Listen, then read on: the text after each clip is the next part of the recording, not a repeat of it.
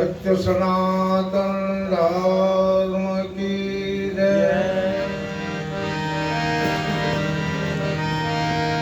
गुरु गोवर्धन दास जी महाराज की जय।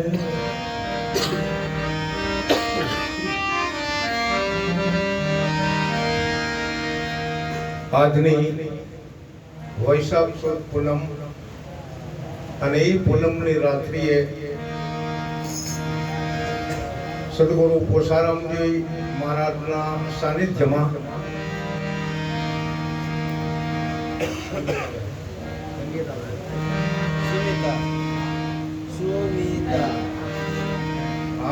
સુમિતાબેન તરફથી જે આ પૂર્ણિમા રાખવામાં આવેલ છે, સદગુરુ ઉપર કેટલું બધું માધ્યમ છે. અને આજની આપણી જે આ જ્ઞાન સભા છે,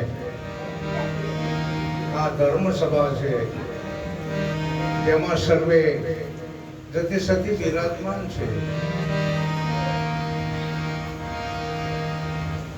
અચૂક સાધક સંતોના શબ્દો કે જેનો લાભ લેવા માટે મહાપુરુષો, બહેનો અને ભાઈઓ પધાર્યા છે. અને એવી પૂનમની રાત્રિની જાગરણ કરવા માટે અને સાંભળવા માટે અને સાંભળી અને અમલમાં ઉતારવા માટે અત્યારે પધાર્યા છે. તો સાધક સંતોના કંઈક શબ્દો સાંભળો.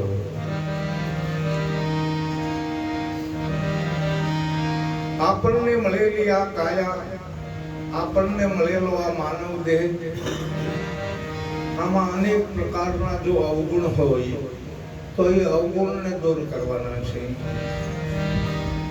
અને સારા ગુણ પ્રાપ્ત કરવાના છે. તો ગુણોનો પતિ, રીધિ સિદ્ધિ સદબુદ્ધિ, આ બધું લઈ અને આપણા ગ્રસ્તાશ્રમ ઘરને આંગણે જરૂર પધારશે. કેવા ગુણ મેળવવાના છે કે સદગુરુ મહારાજના સાનિધ્યની અંદર જે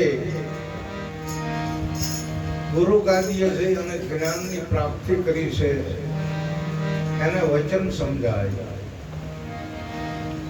તો વચનના વિવેકી બનવાનું છે. પછી આપણને સત્ય યુગ આત્મા છે, એમાં વૈરાગ લાગવો જોઈએ. સત્ય એ જ આત્મા છે અને આત્મા એ જ પરમાત્મા છે. આ માનવ અવતારની અંદર એમાં વૈરાગ લાગવો જોઈએ. બીજું, આપણા સાધનમાં નીકળતી જે વાણી છે એને શુદ્ધ રાખવાની છે. અને આ આપણી કાયામાં આવેલું મન, એના જે સંકલ્પ વિચારો છે એને પવિત્ર કરવાના છે. અને આખા સાધનને નખથી શિખા સુધી બહુ શુદ્ધ રાખવાનું છે. પછી આપણા શરીરથી આપણે ધીરજ અને ધારણા કાયમ રાખવાની છે. સદગુરુ મહારાજે જો આપણને અભયપદ દાનમાં આપ્યું હોય તો અભયપદની અંદર આપણે રહેવાનું છે. અને વચન અખાડાની અંદર રહી આપણામાં શાંતિ, આપણામાં નિરાંત આપવાની છે. ઓમ શાંતિ આખો સંપ્રદાય છે. અને એમની સાથે સત્સંગની અંદર અમારે વાત થઈ છે કે ઓમ શાંતિ એ તો નિરાંત છે. તમે જુઓ, કોઈ બંગલાવાસી હોય, કોઈ જબરદસ્ત આ સંસારની અંદર સુખી હોય, કોઈ બિલ્ડર હોય, કોઈ ઘણી બધી ગાડીઓનો માલિક હોય, કોઈ ઘણા બધા ટ્રાવેલ્સનો માલિક હોય, કોઈ ઘણી બધી જમીનનો માલિક હોય, પરંતુ શાંતિ નથી, નિરાંત નથી. શાંતિ અને નિરાંતને પ્રાપ્ત કરવા માટે આપણે સંતોના સાનિધ્યની અંદર રહેવાનું છે. જ્યારે સદગુરુ આપણને ગુરુ ગાદીએ બેસાડે છે ત્યારે ઉપદેશ આપે છે કે ખરેખર આ તમે કોના ઘરમાં રહો છો? ભલે કદાચ સંસાર સાગરની અંદર કોઈ કોળી પટેલ હોય, કોઈ સાધુ હોય, કોઈ બામણ હોય, કોઈ રબારી હોય, કોઈ ભરવાડ હોય, પણ શરીરને કદાચ, પણ બાકી અંદર રહેવા વાળો તો કોઈ નાથ કે જાતનો નથી. નિરાજ મહારાજ કહે છે કે ધન્ય ધન્ય દયા ગુરુદેવની નામ નિરખાયું નિરત અજાત, મારો વાલો વિસારો નો વિસરે. આની અંદર રહેવા વાળો કોઈ નર નથી, કોઈ નારી નથી. આની અંદર રહેવા વાળો કોઈ જાતિ નથી, એ તો વિજાતિ છે.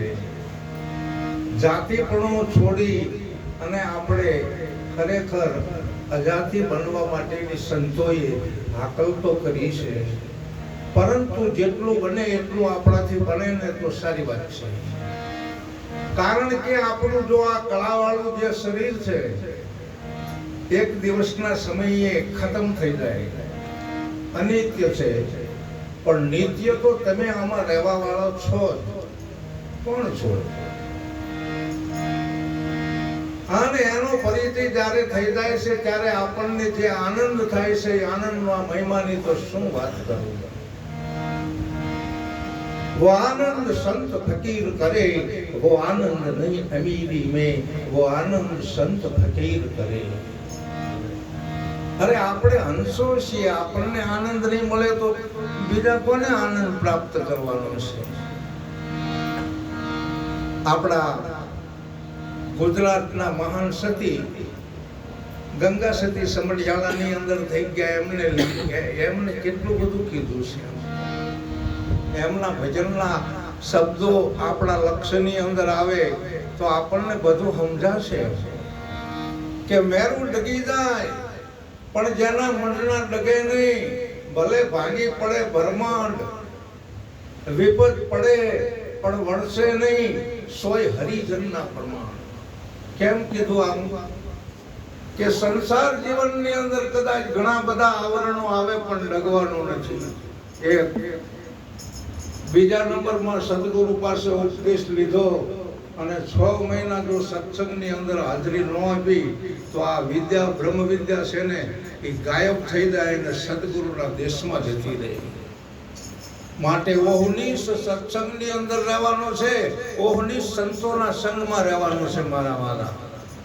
નહીતર તો ગુરુ મહારાજ પાસે આ ઉપદેશ લીધો અને પછી ગુરુ મહારાજના ભંડારામાં જાય એને જ્ઞાન ન થાય.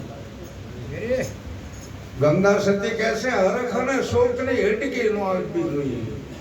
ઘણું બધું આપણને ગુરુ મહારાજ આપી દેશે. મને વિશ્વાસ છે કે જે કોઈ સદગુરુના સાનિધ્યની અંદર હોય એને આ ભૌતિક સુખનો તૂટો નહીં રહેવા જોઈએ. પણ આપણે આંખ ઉગાડી રાખજો, બંધ ન થઈ જાય ધ્યાન રાખજો.